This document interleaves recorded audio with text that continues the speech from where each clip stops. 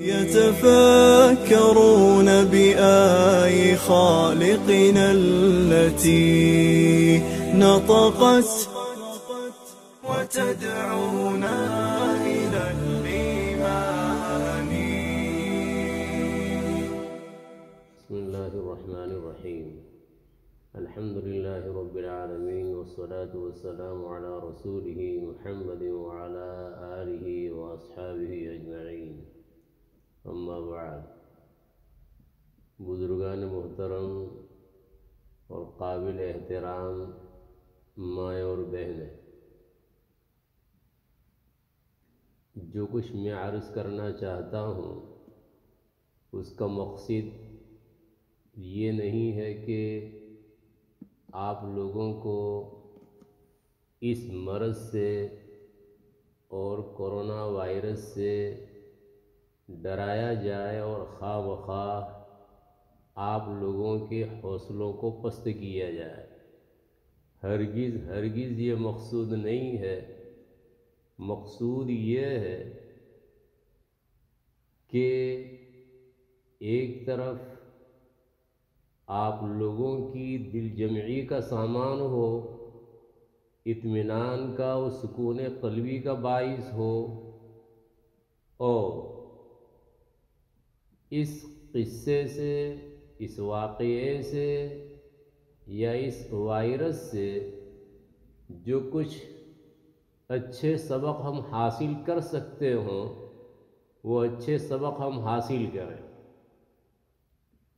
اس لیے کہ اللہ عز و جل نے قرآن کریم میں جگہ جگہ یہ ہدایت فرمائی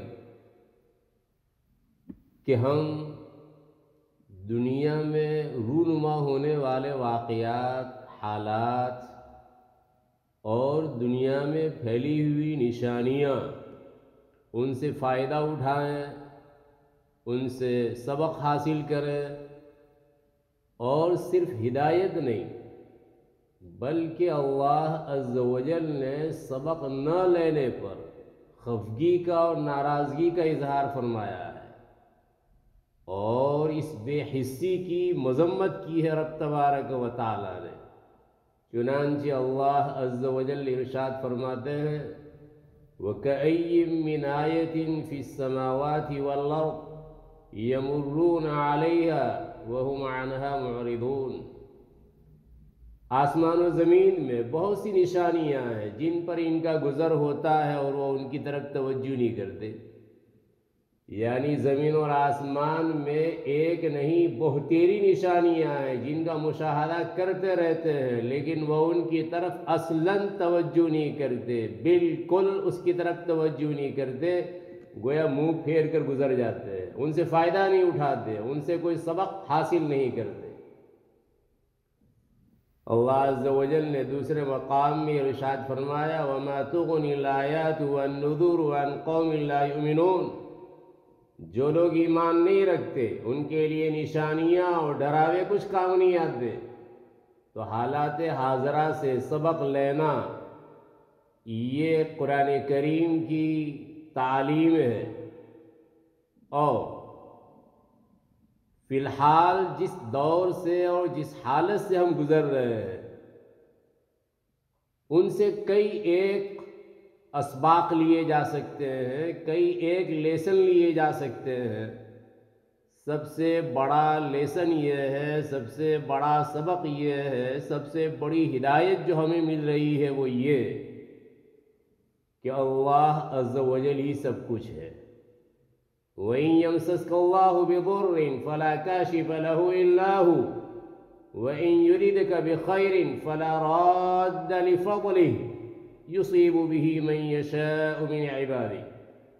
اگر اللہ تعالیٰ تم کو کوئی تکلیف پہنچا دے تو اس کے سوا کوئی اور اس کا ہٹانے والا نہیں، اور اگر وہ تم کو کوئی راحت پہنچانا چاہے تو اس کے فضل کو کوئی ہٹانے والا نہیں، وہ اپنا فضل اپنے بندوں میں سے جس پر چاہے پہنچا دے۔ اللہ نہ کرے کسی کو وائرس لگا تو اس کے اپنے عزیز قریب رشتہ دار وہ اگر اس وائرس کو ہٹانا چاہیں، بلکہ ڈاکٹرز اور اطباء وہ ہٹانا چاہیں، ہرگز ان میں وہ قوت، وہ طاقت اور وہ صلاحیت نہیں ہے کہ وہ اس وائرس کو ہٹا سکے۔ صرف پسماندہ ممالک کے ڈاکٹروں کی بات نہیں، ترقی پذیر ممالک کے ڈاکٹروں کی بات نہیں، بلکہ ترقی یافتہ ممالک کے ڈاکٹرز وہ ہٹا نہیں سکتے۔ تو پہلا سبق یہ حاصل ہوا کہ سب کچھ اللہ عز و جل کے قبضے قدرت میں ہے۔ اللہ عز و جل اگر ہٹانا چاہے تو ہٹ جائے گا، اللہ عز و جل لگانا چاہے وائرس لگ جائے گا۔ وائرس لگنے کے بعد حق تعالی اگر یہ چاہتے ہیں کہ وہ لقمہ اجل بنے اور وہ موت کے منہ میں چلا جائے، دنیا بھر کی طاقتیں اکٹھی ہو جائیں لیکن اس کو بچا نہیں سکتی۔ اگر اللہ عز و جل ہمیں کوئی خیر پہنچانا چاہتے ہیں، کوئی راحت پہنچانا چاہتے ہیں، دنیا بھر کی طاقتیں اس خیر کو، اس راحت کو، اس اطمینان کو، اس سکون کو اور اس بھلائی کو روکنا چاہے تو روک نہیں سکتی۔ ہمارا ایمان اس بات پر دن بدن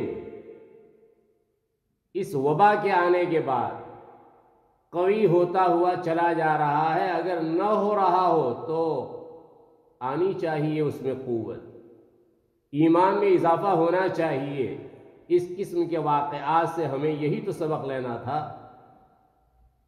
دوسرا ایک سبق کہ اگر کسی عزیز کو خدا نخواستہ وائرس لگ گیا، اب ہر ایک اس سے دور رہتا ہے۔ قیامت کے متعلق اللہ عز و جل فرماتے ہیں فَإِذَا جَاءَتِ الصَّاخَّةُ يَوْمَ يَفِرُّ الْمَرْءُ مِنْ أَخِيهِ وَأُمِّهِ وَأَبِيهِ وَصَاحِبَتِهِ وَبَنِيهِ لِكُلِّ امْرِئٍ مِّنْهُمْ يَوْمَئِذٍ شَأْنٌ يُغْنِيهِ۔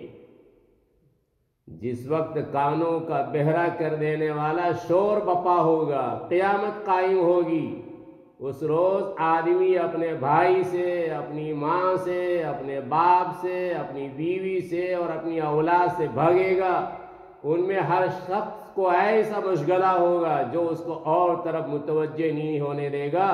ٹھیک یہاں اگر وائرس لگ گیا تو یہ اعزاء، اقارب اور رشتہ دار وہ بھی اب قریب آنے کے لیے تیار نہیں۔ ہو سکتا ہے کہ وہ چاہتے ہوں قریب ہوں، ڈاکٹرز منع کریں، اور یہ بھی ہو سکتا ہے کہ اس عزیز کو، قریب کو، اپنی حیات، اپنی زندگی وہ عزیز ہو اور اس کے نتیجے میں خود اس کا دل نہ چاہے کہ وہ اس وائرس زدہ انسان کے اور اپنے قریب کے اور اپنے رشتہ دار کے اور عزیز کے کلوز جائے۔ تو ہمیں قیامت والا منظر اپنے سامنے رکھنا ہے اور مایوسی کی کوئی بات نہیں، بلکہ یہ یقین کرنا ہے کہ اللہ تبارک و تعالی ہماری استغفار کے نتیجے میں، ہماری توبہ کے نتیجے میں، ہماری انابت اللہ کے نتیجے میں اور ہماری ٹوٹی پھوٹی عبادتوں کے نتیجے میں، تضرع و زاری کے نتیجے میں وہ دن دکھائے گا، اور جلد از جلد دکھائے گا، جس کے نتیجے میں دنیا والوں کے اندازے غلط ثابت ہوں گے۔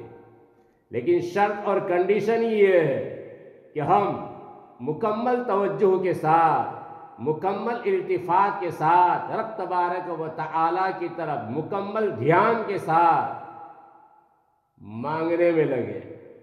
ہمارے جو معمولات ہیں عام دنوں کے مقابلے میں وہ معمولات بڑھ جائیں، قرآن مجید کی تلاوت کا اضافہ ہو جائے، قرآن مجید کی تلاوت کی مقدار بڑھا دے، نمازوں کی مقدار بڑھا دے، اور میں نے کہا کم از کم 2 رکعت کا اہتمام روزانہ ہونا چاہیے۔ ہمارے اوراد، ہمارے وظائف، ہمارے صدقات، اس کی مقدار ہم بڑھا دیں اور اللہ تبارک و تعالیٰ سے مانگے۔ دنیا والوں کا اپنا ایک اندازہ ہے، اتنے لوگ لقمہ اجل بنیں گے، اتنے لوگ مریں گے، لیکن رب تبارک و تعالیٰ تمام اندازوں کو غلط ٹھہرا سکتے ہیں اور ٹھہرانے پر قادر ہیں، اور رب تبارک و تعالیٰ نے گزشتہ زمانوں میں ایسا کیا ہے، لوگوں کا اندازہ تھا لیکن وہ اندازہ غلط ثابت ہوا، اور رب تبارک و تعالیٰ نے اپنی قضاء اور اپنے قدر میں جو کچھ مقدر کر رکھا تھا اسی کے اعتبار سے فیصلہ فرمایا۔ آن کی آن میں حالات تبدیل ہو کر رہ گئے، تاریخ اسلام اس پر شاہد ہے، ایک نہیں کئی ایک واقعات اس کی دلیل ہے۔ ضرورت اس بات کی ہے کہ ہم اپنے مقام کو پہچانیں۔ رب تبارک و تعالیٰ نے ہمیں جو کلمہ دیا ہے اس کلمے کی وقعت کو ہم سمجھیں، ہمارا جو کنیکشن اور رابطہ رب تبارک و تعالیٰ سے قائم ہوا ہے اس کلمے کے ذریعہ، اسلام کے ذریعہ، اس کی حیثیت کو ہم سمجھیں، اس کے مقام کو ہم سمجھیں، اور پھر اس کے بعد رب تبارک و تعالیٰ کے تقرب کی جو ذرائع اور جو وسائل اور جو اسباب ہیں ان اسباب کو حاصل کریں۔ رب تبارک و تعالیٰ ہی توفیق دینے والے ہیں۔ رب تبارک و تعالیٰ جو کچھ باتیں کہی گئی ان پر عمل کی توفیق مرحمت فرمائے۔